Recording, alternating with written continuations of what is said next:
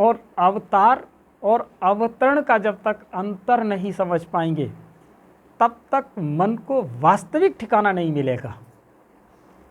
वैसे तो आप कहीं जाते हैं तो जब कहीं प्रॉब्लम खड़ी होती है तो जो आप अपने मन में जिसको आप मानते हैं तो उसको मन में क्या कर लेते हैं, याद कर लेते हैं। चाहे वो हमारी कोई भी देवी माँ हो, चाहे हमारा कोई देवी इष्ट हो, तो मन में क्या कर लेते हैं, उसको याद कर लेते हैं। लेकिन प्रॉब्लम तभी आती है जब हमारे आसपास में हमारे घर में कोई माहौल ज़्यादा गड़बड़ा रहा होगा, तभी हम उनको याद करते हैं और फिर उनके ऊपर ये सोच करके उनको याद करते ही हमारी प्रॉब्लम दूर हो जाए। और जब प्रॉब्लम वो दूर नहीं होती तो फिर भी मन हमारा वहाँ से हटने लग जाता है। उसका कारण क्या है कि हमें अभी अवतरण का अनुभव नहीं है। हम अवतार के बारे में जानते हैं और अपनी मनोकामनाएं लेकर के हम किसके पास जाते हैं, अवतारों के पास जाते हैं। चाहे वो राम अवतार हो, चाहे कृष्ण अवतार हो, चाहे गणेश अवतार हो, चाहे देवी अवतार हो, जितने अवतारों के पास हम जाते हैं तो मन की व्यथा को लेकर के जाते हैं, मन की चंचलता को लेकर के जाते हैं और वहाँ जाकर के अपना जो भी मन में होता है श्रद्धा भाव बोल के चले आते हैं। किसी का हो जाता है और किसी का नहीं भी होता है। जिनका नहीं होता है तो वो अपने आप में कहते कुछ नहीं है, जिनका हो गया तो बस वो जय जयकार बोलने लगता है।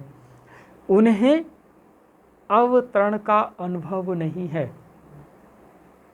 अवतार होते रहते हैं और अवतरण एक बार होता है। अवतरण एक बार होता है और अवतरण तब होता है जब धरती पर अवतार हो जाते हैं। और जब जब धरती पर अवतार होते हैं वो किस लिए, वो अवतरण के साथ कनेक्ट उनका संबंध रहता है, अंश रूप में रहता है। तो वो जब जब धरती पर अवतार आते हैं और आकर के इस समाज के अंदर परिवर्तन करते हैं, समाज को शिक्षा देते हैं।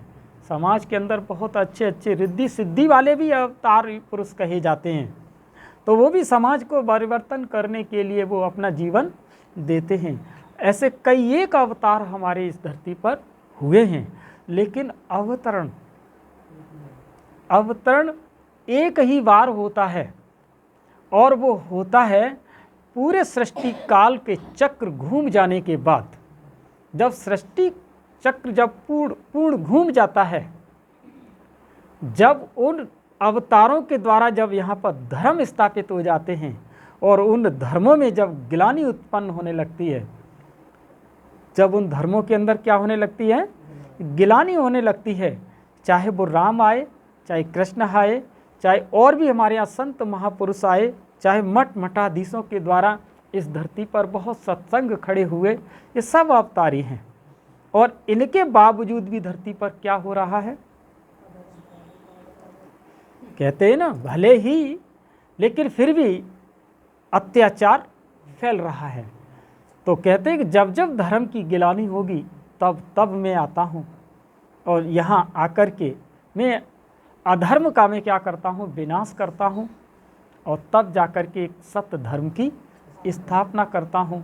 ये गीता में एक श्लोक कहा गया कि यदा यदा ही धर्मस्य, कि जब जब धर्म की गिलानी होगी तब तब मैं आऊँगा।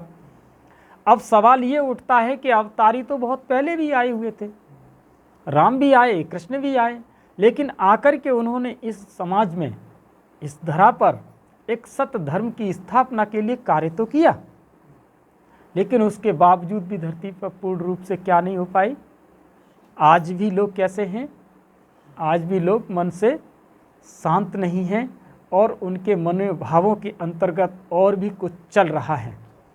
लेकिन भगवान क्या कहते हैं कि जब इस धर्म में भी जब अधर्म पैदा हो जाता है तब वो आता है और वो आकर के एक दिव्य तन का आधार लेता है, जिसे आप भली बात जानते हैं।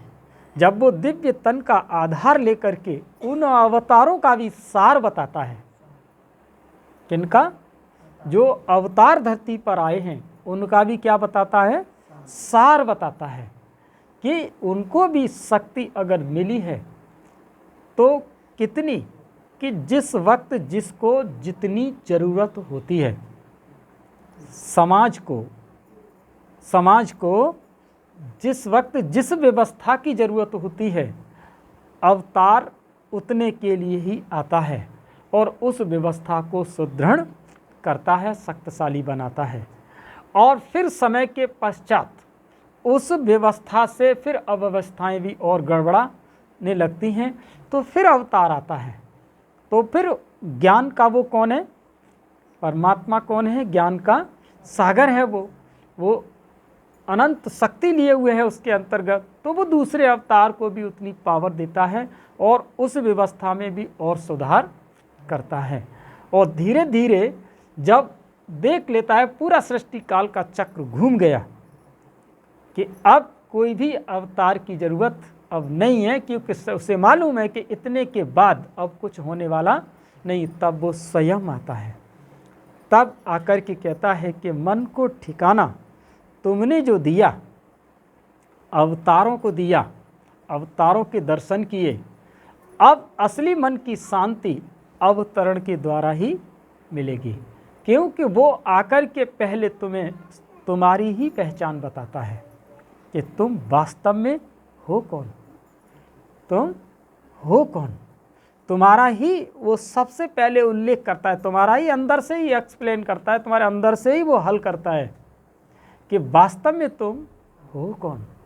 जब तुम्हें तुम्हारी पहचान मिल जाती है और बताता है कि जब तुम अगर अंदर से चलाने वाली जब वो शक्ति का जब तुम्हें अनुभव होने लगता है, तब बताता है कि इसी शक्ति का मैं कौन हूँ, मैं कौन हूँ। सभी संबंधों का रस लिए हुए मैं धरती पर मेरा क्या हुआ है, अवतरण हुआ है।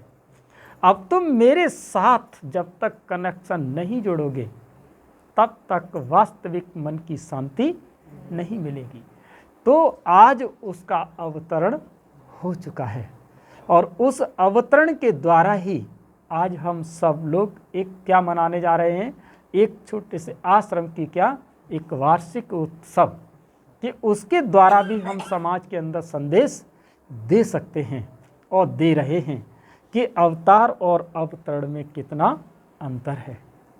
तो अवतरण वो किसी से कनेक्ट नहीं होता, अवतरण से सब कनेक्ट होते हैं।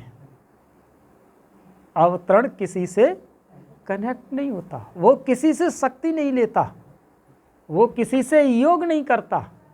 अवतार ही सभी क्या करते हैं, योग करते हैं।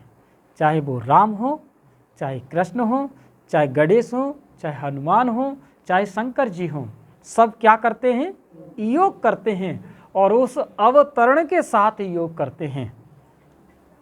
अवतरण किसी के साथ योग नहीं करता। उस अवतरण को जब जब तुम जितना याद करोगे, वो तुम्हारे उतने करीब होता जाएगा। और वो आप जब उसके लव में इतना लीन हो जाओगे, तो वही कहता है तुम कागज़ का ऊपर का हिस्सा मैं और तुम कागज़ के नीचे का हिस्सा तुम रह जाते हो। इतना तक आप हो जाते हैं, तब जाकर के उसका स्वरूप के बारे में क्या करते हैं, तब उसका स्वरूप कहलाने लगते हैं और फिर वहीं पर वो पूजनीय बन जाते हैं, क्योंकि उनकी कनेक्टिविटी उनके साथ जुड़ जाती है। और यहाँ पर जुड़ने के बाद जब किसी के पास शक्ति आ जाती है, तो फिर वहाँ जब अहंकार आ जाता है, तभी वहीं से फिर समाज के अंदर क्या होने लगता है, उस धर्म के अंदर गिलानियाँ शुरू हो जाती हैं। जब तक हम उसको उसी को बताते जाएंगे, तब तक समाज के अंतर्गत प्रेम भाव और सद्भावना बढ़ती चली जाएगी। और जहाँ पर मैं आ जाऊँगा, जहाँ पर मैं आ जाऊँगा मतलब मैं पन आ जाएगा, वहीं से क्या होता है, फिर उस धर्म में ग्लानि शुरू होने लगती है। तो आज अपने को कभी भी मैं पन नहीं लाना। इसीलिए बाबा कहते हैं बच्चे क्या बनो, देही अभिमानी बनो, आत्म अभिमानी बनो, जब तक आप आत्मा की स्मृति में रहोगे मैं तुम्हें पावर देता रहूँगा, क्योंकि मेरा संबंध शरीर से नहीं है। मेरा संबंध किसके साथ है? मेरा संबंध मेरे ही अंश के साथ है, मेरे ही बच्चे के साथ है। जैसे शरीर के लौकिक पिता का संबंध शरीर के लौकिक बच्चे के साथ है, ऐसे ही उस अलौकिक पिता का संबंध अलौकिक बच्चे के साथ है। ऐसे ही पारलौकिक पिता का संबंध आत्मा के पिता के आत्मा के साथ है, तभी उससे वो पावर ले सकता है। तो अवतरण और अवतार में समझ गए ना कि अवतरण होता है और पूरे सृष्टि चक्र काल में एक ही बार होता है और अवतार होते रहते हैं। आइए सुनते हैं आज की मुरली। अच्छा, ओम शांति।